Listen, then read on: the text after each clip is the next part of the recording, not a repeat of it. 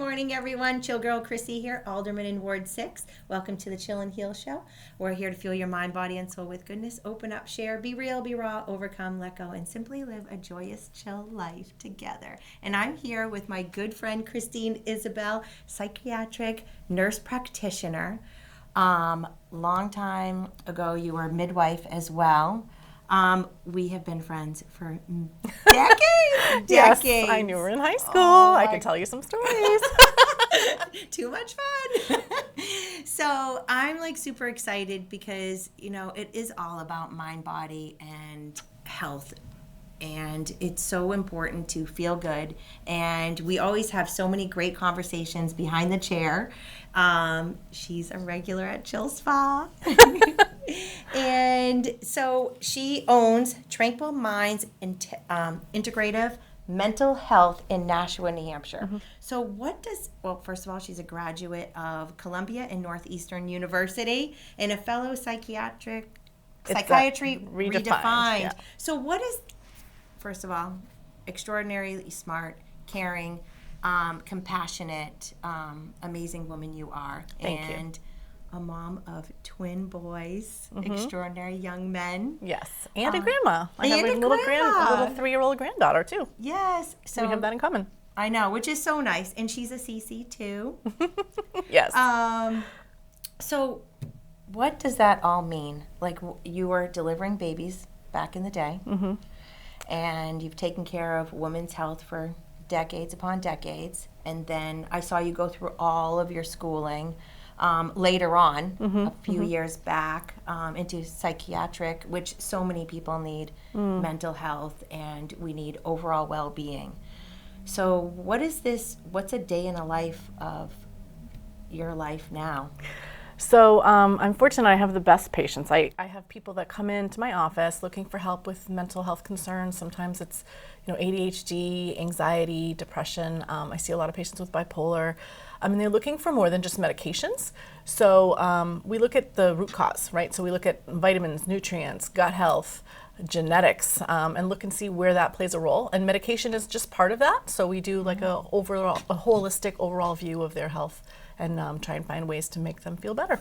Which is so essential nowadays, because, it's nice to have that balance of if you need medication or if you want that holistic approach, because what we put in our body really matters, like all the different kinds of foods and the supplements. So to have that wealth of knowledge and all that certification is a blessing to your patients. Oh, thank you. Yeah, it's been really great for outcomes. Patients are really happy that we're looking at more than just their mental health.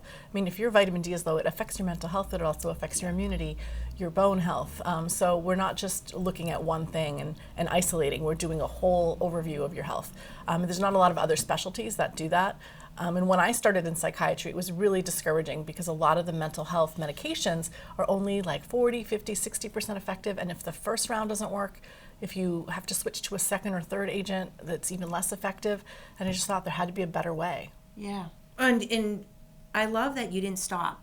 You weren't discouraged and you kept going, all right, there's more to it. And what we put in our body oh my gosh, how do you feel? I feel amazing when the sun is shining. And I'm like, oh my God. So I've been low in vitamin D, so I'll take a supplement for vitamin D. But it really does affect our mental health. Oh, right. And lifestyle is plays a big role in this. One of the things I tell people, especially if you're having trouble sleeping at night, first thing in the morning, go out and get some bright sun. It helps with vitamin D, but it also just helps boost that serotonin, helps encourage your melatonin at the end of the day to pop up, and serotonin to have that feel-good feeling during the day. So that I'm also a big proponent of things like exercise, meditation.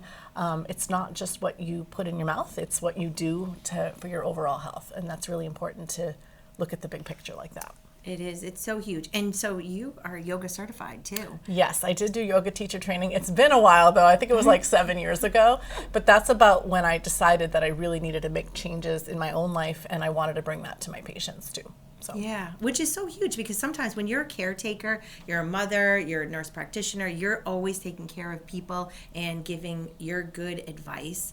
But sometimes it's like we have to fill up our own cups. Absolutely. Which is so hard sometimes when we're a natural giver. Right. It's like, but if we can't give to ourselves and we can't fill up our own cup, we deplete. It's kind of like the giving tree, that great book where you keep the tree that keeps giving and giving, and that ends up being a stump. And it's like, that's why we've got to water our own bodies, our minds, our souls with goodness. Yeah, I see this with women all the time, because you see a lot of women in my practice, having been a nurse midwife in the past. That makes a lot of sense. But I'm always telling them, you can't keep giving and giving and giving and expect to feel well and to be able to do the things you want to do in the way you want to do them.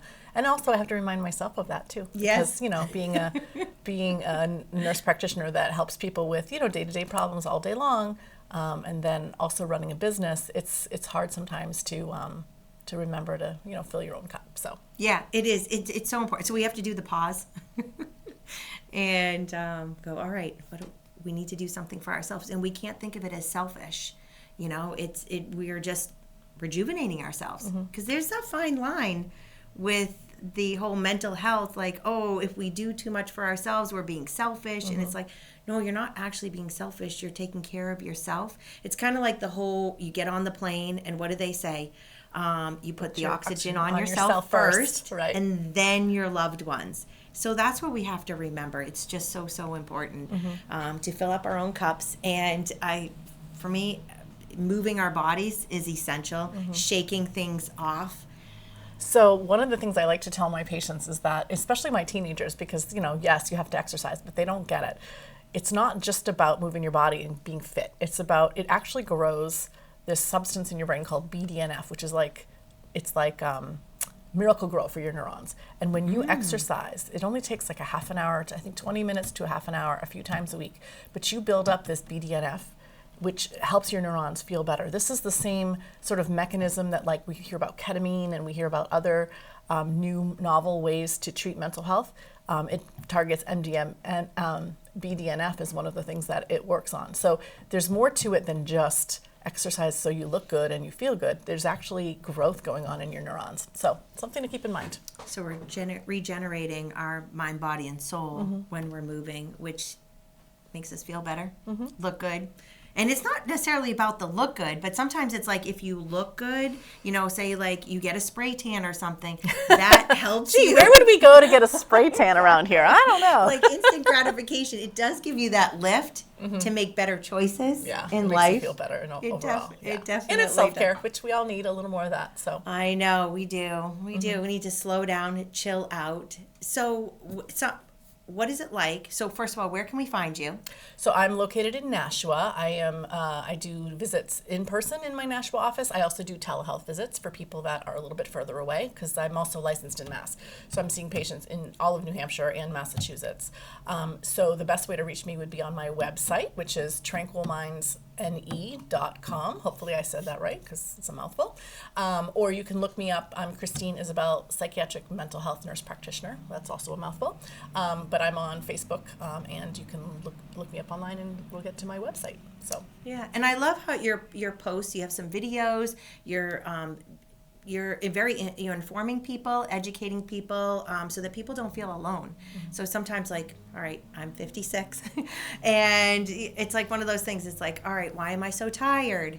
Why do I feel like I'm dragging? I'm getting enough sleep. So you can help people find what they need for their mind, body, and soul. So what is it like to go and visit you and have an appointment with you? Well, it's kind of like hanging out talking to you right now, Chrissy. I try to treat patients like I would my family members or my friends, because there shouldn't be this formal block between your psychiatrist and again, I'm a nurse practitioner, I'm not an MD, but there shouldn't be this block between your psychiatric provider and yourself. You should be able to be comfortable talking to them, saying what's going on with you, what your concerns are, what your goals are.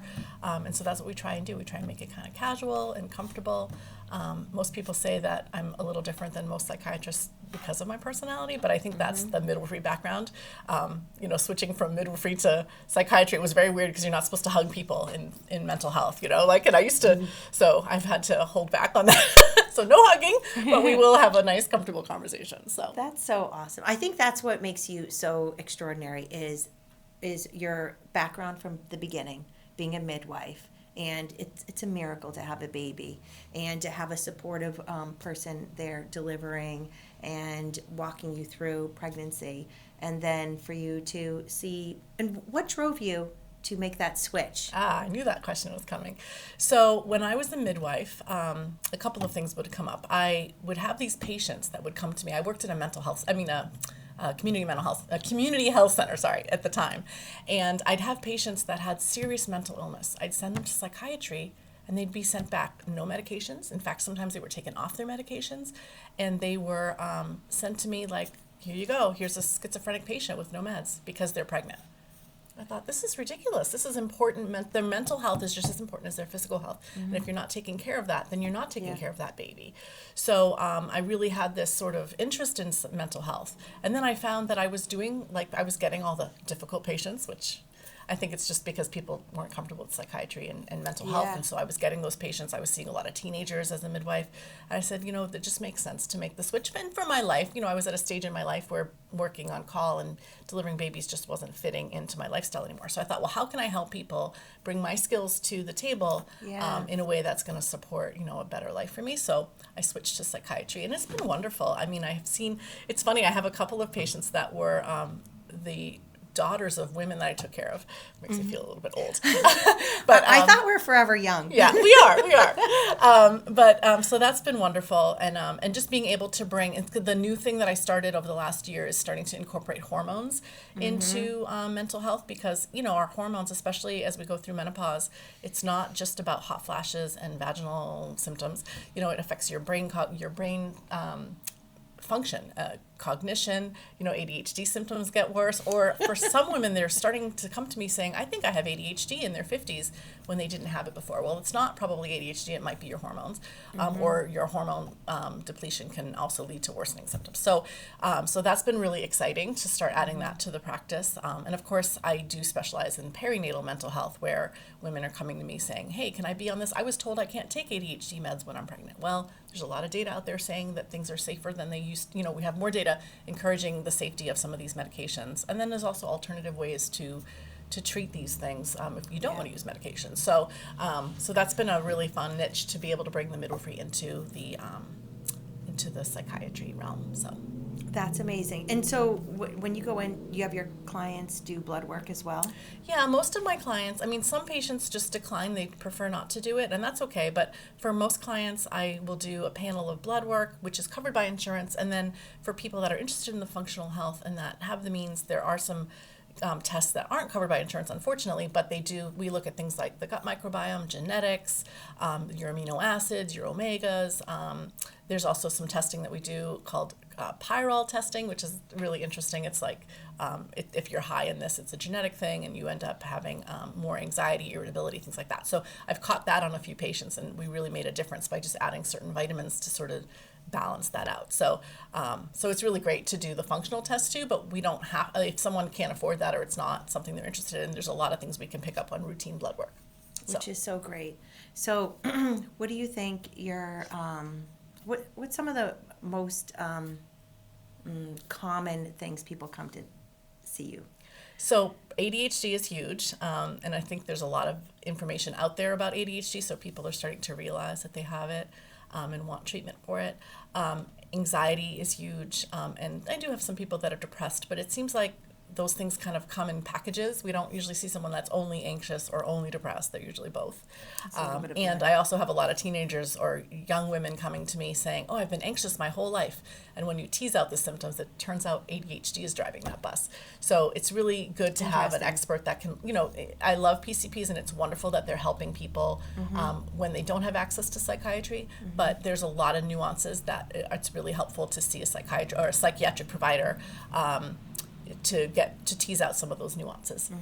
So. With the integrative health. And the integrative health, absolutely. We look at the whole picture, not just, you have this symptom, take this medicine. Yeah, so so when we talk about integrative health, that is getting to the root cause. Right, so I do integrative, meaning traditional psychiatry plus functional psychiatry, functional medicine. And the functional piece is where we're looking at the root cause, looking at lifestyle, vitamins, nutrients, things like that. Okay. and It's genetics. nice to break that down because it's kind of like a mouthful, and it's like, all right, Yeah, well, it is. well, what does that actually mean? Yeah, exactly. Yeah, and so by collaborating, and I mean by putting all of those things together, it really helps. I'm also a big proponent of therapy. I like working with therapists. I try and reach out to everyone's therapist when I see them as a new patient, because your therapist, if you are seeing one, will see you multiple times a month, maybe every week.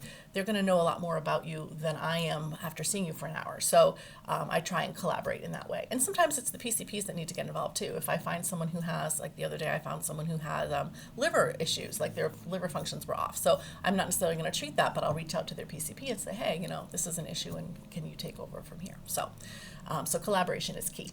That is key. Yeah, because we're a little complicated, right? And I think a team works better than one person. I totally agree. I mean, we're all made up differently, and then all of our experiences are different. And a trauma for one person is not necessarily a trauma for another person.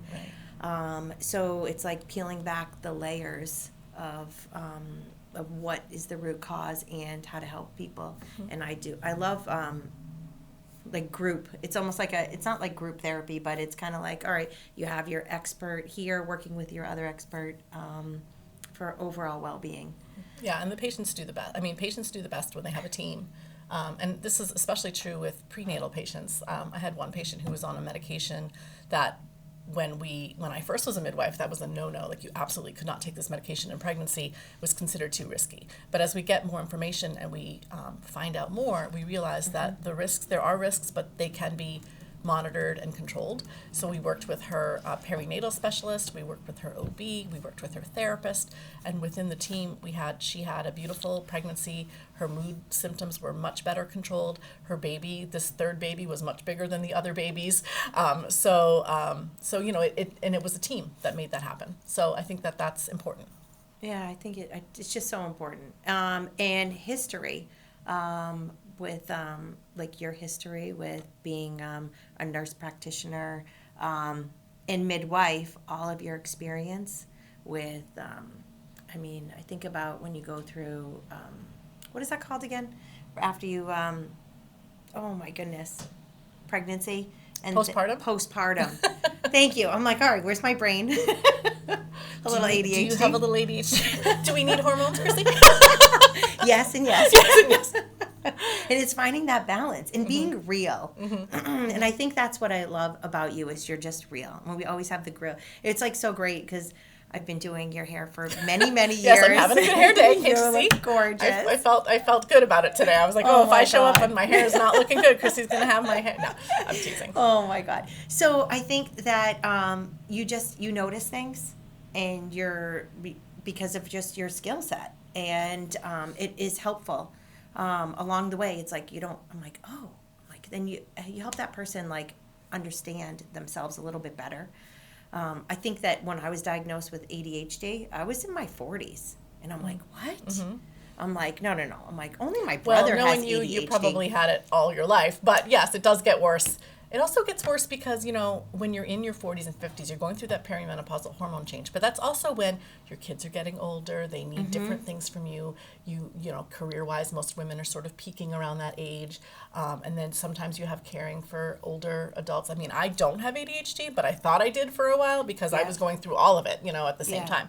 And as those things sort of peel away, I'm like, oh, okay, I'm just busy. Yeah. It's not ADHD, I'm busy. But, there are the same things that help us with cognition for ADHD also help if you're just having some, cognitive issues that aren't necessarily diagnosable as ADHD. So, yeah, and I think there's a fine line, right? So you could be diagnosed but not really have it too. Yes, that does happen a lot. People are getting overdiagnosed. There's people are getting more, they're coming out for more help because they're learning more about it, but then there's also a group of people that are getting diagnosed when really it's probably something else. Like if we looked at the root cause, it might not just be neurotransmitters, it might be, cryptopyrrole is off or... What is that? Cryptopyrrole, that was the new thing that I've been really excited about is this pyrrole test. It's basically you break down red blood cells in a certain way, you create these things called pyroles, but some people don't do it efficiently. So it's just this cool little blood test, urine test. So when that comes back abnormal, we treat with vitamins and it can totally change someone's life. So it's just an example of the type of root cause things that we're looking at. And that's where it's so important to keep digging and understanding and trying natural ways of Yeah, without better. saying that medication is wrong, because Yeah. there's nothing wrong with taking that- medication, but if you do if you look at it as a whole picture and do a multifaceted approach, sometimes you don't need to be on medications for as long, or you might be on a lower dose, or we can start taking you off. I do have some people that come to me, they're on 5 or 6 medications, and we start saying, okay, well, which ones of these do we really need, and which ones are, if we treat our underlying causes, we may not need these different medications. So trying to look at the whole picture. I think that's the key thing, is looking at the whole picture. And first of all, thank you. We've been friends forever. It has been such an awesome journey. Yeah, and it's fun seeing your journey too. 20 years. I couldn't know. believe Oh that. my God, I know. Chill Spa turns 20 May 6th. It's just pretty wild. And my granddaughter turns 1 May 6th my as goodness. well. So full circle. I feel like we are so blessed, and to see, when everything happened with the COVID crisis and everything, there was so much going on, and to see so many people just helping. And then you pretty much went through schooling. I graduated During right COVID. as COVID was hitting, and all of the clinicals and everything got shut down. I was actually teaching nursing school at the time, so my nursing school shut down. We had to go virtual. My clinical sites for my own schooling shut down. I had to go virtual, and I was also doing work with a Suboxone clinic at the time, and that went virtual. So it was like I was sitting in my kitchen table, for 8 hours a day after having been working with people in person. So, and then I started my career as a psych NP during COVID, and that was interesting because you had not just not being able to see people in person, but you had everyone going through this major life crisis at the same time. It was quite interesting. It's nice to see that we're finally getting out of that. It took a long time. Yeah, I mean, for me, the isolation was just awful, and it just really affected that. To me, that was very, very traumatic, and traumatic for some people, and not traumatic for some other. Yeah. I think some people thrived in it. Yeah. I have some which is introverted interesting. autistic people that loved COVID. Yeah. And we're wearing masks on virtual visits. I mean, I'm not making fun of people. People No. Yes. have their different ways of coping, but yeah, it wasn't necessarily a bad thing for everybody. Yeah. And there were some good things that came out of it. I mean, being able to see people virtually, like if someone lives an hour and a half away, they don't have to drive to the office. We can see them virtually. That was non-existent before COVID. Yeah. And it's much more accessible now, which is good. Yeah, I think there was many lessons and blessings from the whole COVID crisis, and it's kind of perfect timing for more people to be able to get more help, and perfect timing because of your background, and you're a mother, you're a grandmother, you've been in the medical industry for decades I've been in upon healthcare decades. since I was since 20 years old. 20 years old. And when was I'm not the gonna first say how many time years you... that was. Yeah. Forever young. Forever young. She is younger than me. I think that... when was the first time you delivered a baby? Oh my goodness. I was in grad school I graduated in 2000. Now you are going to know my age. I graduated midwifery school in 2000, so it would have been 1999. I was delivering babies, Oh my God. And to me, it's just miracle, blessings, and then now to move forward into helping other people differently, and bringing some sunshine and light to people's lives. And we don't have to be in the darkness anymore, and we can talk about it. And I think that's what I love, is it's easy to talk to you about things. So where can we find you again? I'm in Nashua, New Hampshire. It's Tranquil Minds Integrative Mental Health. The website is tranquilmindsne.com. And if you do Tranquil Minds without the NE, you're going to get it's a clinic in India. So, so if that pops up, you're almost there. You're just going to add the NE at the end.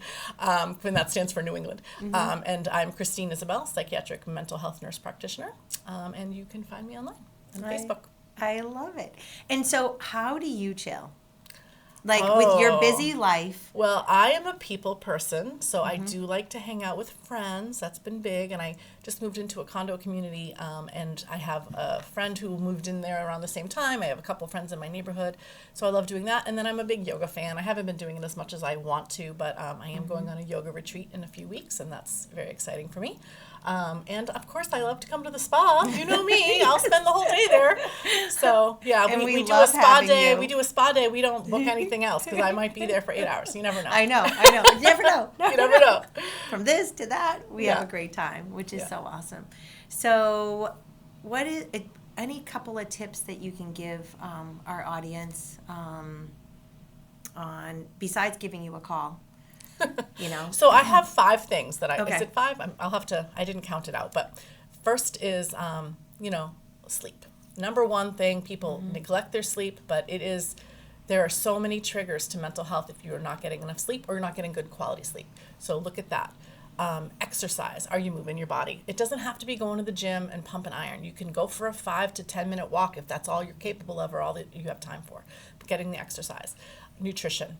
Make sure you're getting your protein. I know we talk about protein all the time, but you need 80 to 100 milligrams of grams of protein a day. That is not easy to do, but strive for it because you need protein it's the building block for your muscles, but it's also the building block for your neurotransmitters. So I have a lot of people that are, they're carbitarians. They say they're vegetarians, but they're not eating protein. Not that there's anything wrong with being a vegetarian. You just got to really work harder to get that protein in.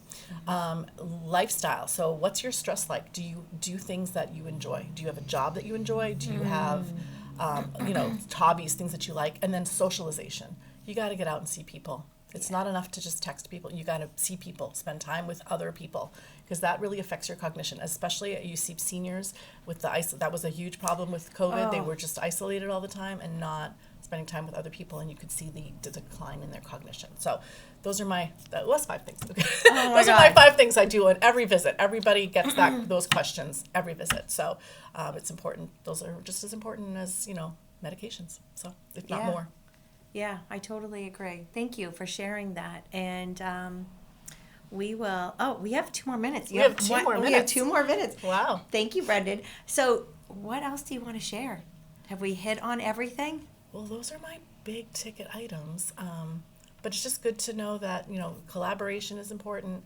And also, I'd love to see everyone, but if you are going to see a mental health provider, make sure that they're spending time with you. That's important. Some mental health providers, it's a 15-minute visit. They're seeing, 30 people in a day.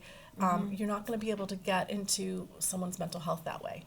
I spend an hour and a half for an initial visit. We don't always need that whole time. Some people, they get through a visit in 45 minutes, but we book that time. We make that time available for people. Half-hour follow-up visits. Sometimes we need a little bit more. So I have some people that I'll, end up being more like 45 minutes. But it takes time to get to know someone and understand what's going on with them, especially if we're looking at this whole picture, these 5 things that I was talking about.